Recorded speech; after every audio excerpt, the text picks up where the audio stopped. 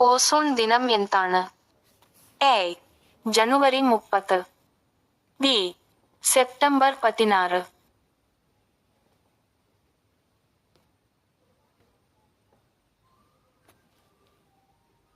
മലയാളത്തിലെ ആദ്യ സിനിമ ഏത്? A Nirmalyam, B Vigathakumaran.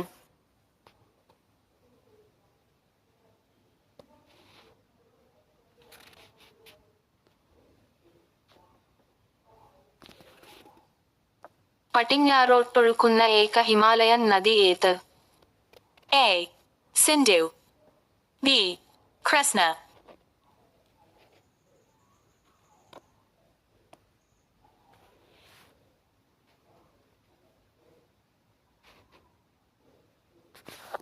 ഏറ്റവും കൂടുതൽ വടക്കൻ സമതലങ്ങളിൽ വീശുന്ന കാറ്റിന്റെ പേരെന്ത്?